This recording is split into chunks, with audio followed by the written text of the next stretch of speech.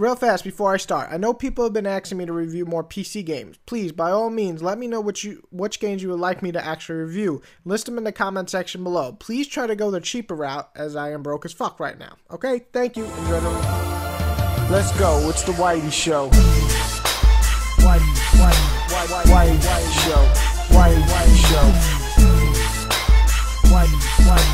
Whitey Show. Whitey Show.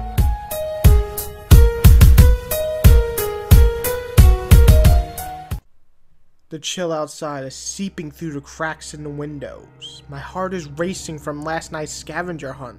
I went snooping around the home trying to find some canned goods or parts to build a bed to sleep on. I heard creaks upstairs, but I thought it was just a rat. I went to open the fridge when I heard someone shout, "What's that sound?" I quickly hid in the darkness, chest pounding with each footstep getting closer. I drew my knife out. The door where I had come from creeps open. I hold my breath. "Who's there?" he shouts. My mind is racing. Should I stay hidden? Let him pass? What if he checks? He draws closer. My fingers tighten. I panic. I jump out of cover and throw him down and stab him 5 times. I step back. I've done the deed. More footsteps rush down the stairs. I panic and hide again. This time 2 old people smash through the door, a woman and a man. They go to the floor and they're screaming for their son. "Wake up! Wake up, please! No, this can't happen! Not to my baby boy!" And I realize the man I had just killed was just protecting his family.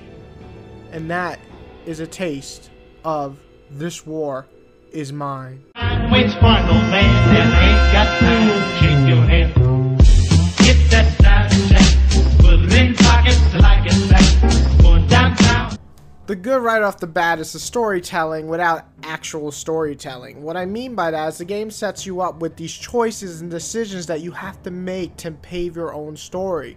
The one I described in the intro above could have been very different. Someone could have just snuck around the entire house, stole a bunch of stuff, and never killed a single person.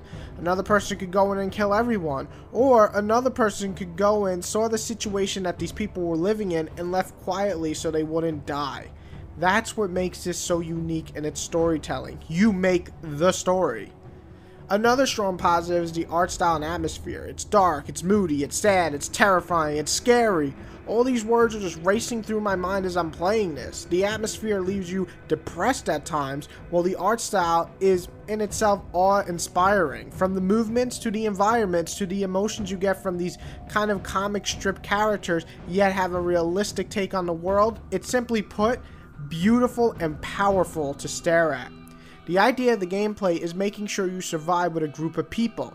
The game mixes this Sims type gameplay with stealth and gunplay. We'll spend most of the day building stuff, eating, keeping everyone happy and alive, while at nighttime you'll set people to guard the house and another person to go out scavenging to get supplies such as food, weapon parts, building tools, and of course medicine. So it's an interesting take on the survival genre, and it actually does it mostly well.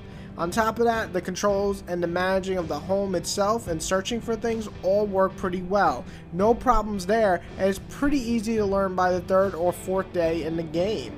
Now the bad. Combat and stealth kills work fairly well. However, well, no, the bad is the combat. The stealth combat, though, works pretty well. The AI, however, is so dumb sometimes it really hurts. The bigger issue, though, for me, is the actual gunplay combat or the knife combat. When you get into combat, sometimes your character will not escape, but rather run back and forth like an idiot, and then you'll get stabbed or shot, and then you're dead.